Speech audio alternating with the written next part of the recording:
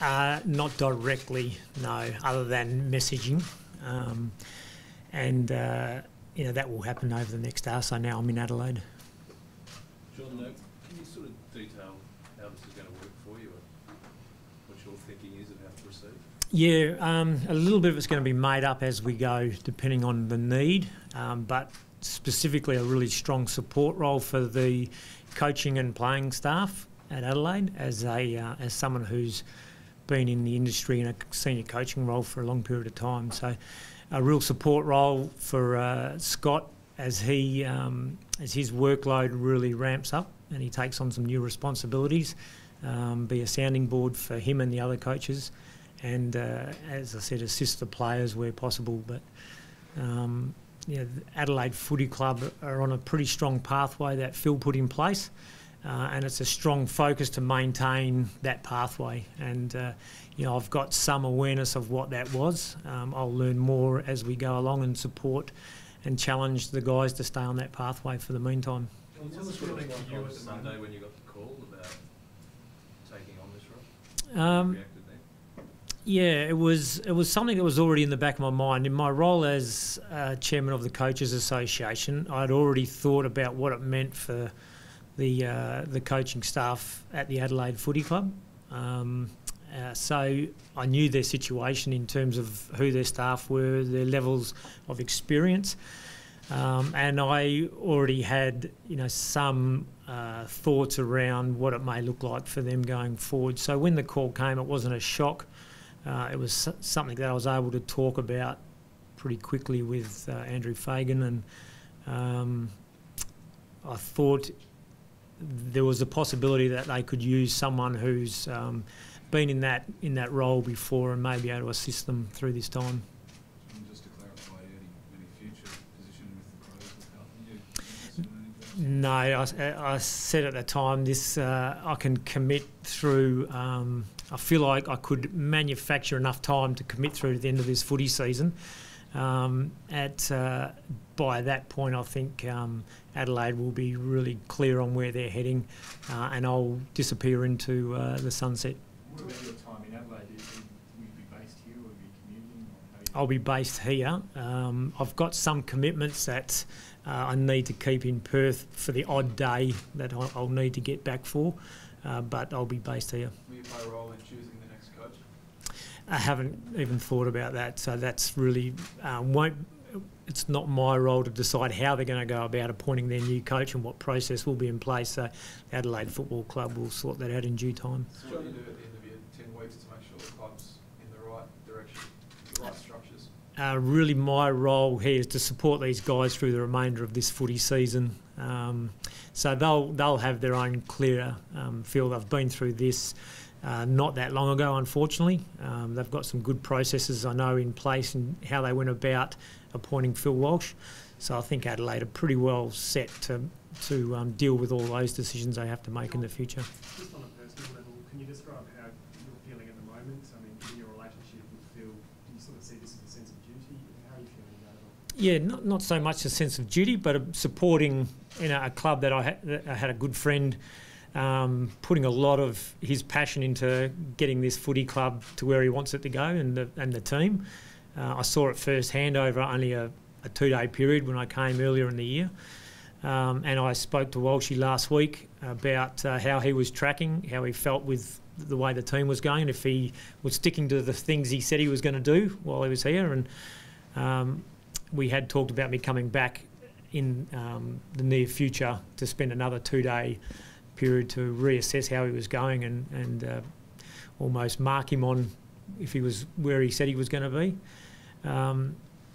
But this is big picture. It's Adelaide have a pretty young and experienced coaching group who had a very strong person in charge and leading them through this year. They don't have that now, and I think I can offer some insight into, I know what Phil would have been trying to achieve and how he would have gone about doing that, and support them in maintaining that for at least the next remainder of this footy season. Well, if at the end of it you do actually see there's still the need for you to be here, would you reconsider? It's not on my radar to be involved in AFL footy full time in the near future. So at this stage I'd say no, but I'm not really looking that far ahead. What do you know about the players here, John? Have you been watching the team much, and how do you think they're tracking? I haven't been watching Adelaide any more closely than any other team throughout the year. But looking where they sit on the ladder, their performances have been pretty solid. There's definitely been a mark put on this playing group in terms of the vision that Phil had put in place. They talk the language.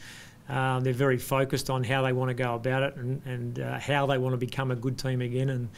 And that's not my job to put that in place. That's in place. I'll support the current coaching group on staying aligned to that. What will you say when you first address the players?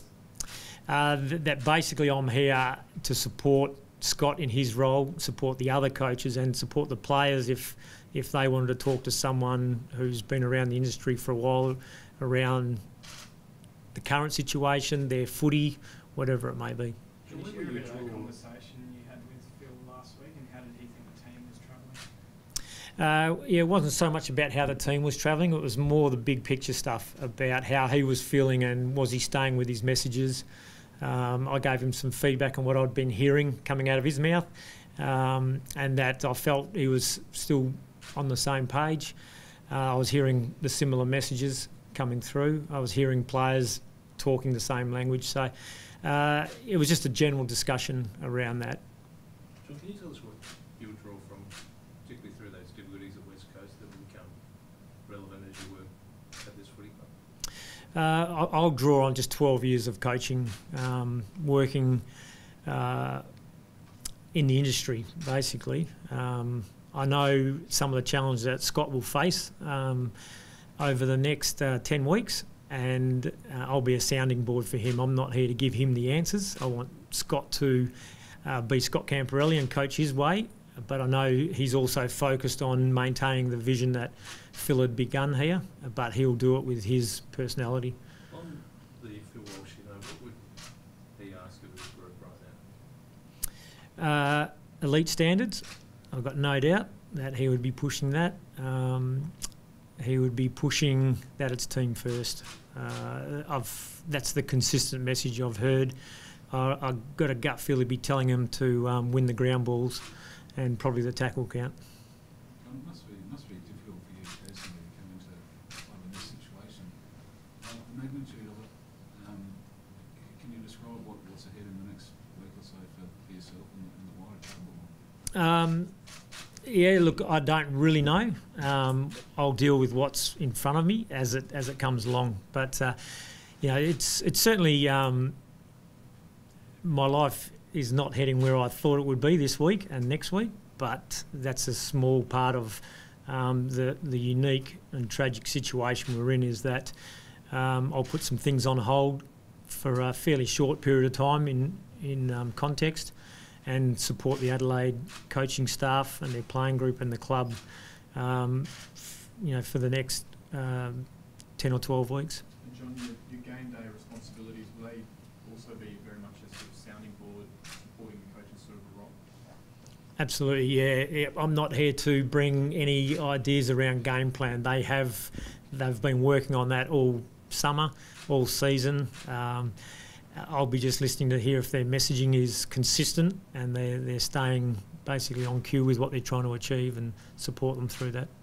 John, have you been in touch with many people at West Coast? Because I imagine it's going to be quite an emotional challenge for their players as well on the weekend. Yeah, it will be. I know their players were challenged last weekend playing up in Darwin. I had contact with every player that had played at West Coast while Phil was there. Just sent them all a short message. And I've spoken to a fair few of the staff that obviously I worked with Phil for a long time. If I wasn't on the plane yesterday morning, I would have gone out to the Eagles and just caught up with them personally. I haven't had the opportunity to do that.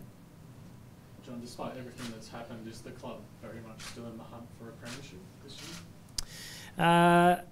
If Campo can take them all the way to that, it'll be a great effort. In this game, you never know. But right at this moment, Adelaide have got to focus on the immediate, which is get over to Perth, perform well for their supporters, put on, as Walsh would say, put on a good show for the fans. That's what it's all about. Do what they do. You know, these guys are professional athletes, footballers. They want to play, and let's see where the season takes us. Last couple of guys, will it be hard to have, with your experience with dealing with these sorts of things, it's hard to get the players to focus solely on getting back into footy, given the magnitude of what's happening? No, the players, they know how to prepare. They know what they've got to do to play footy, and they'll have to be strongly focused on that. But they also have other issues that will be in their minds. It's an emotional time, we understand that. The players have been dealing with that.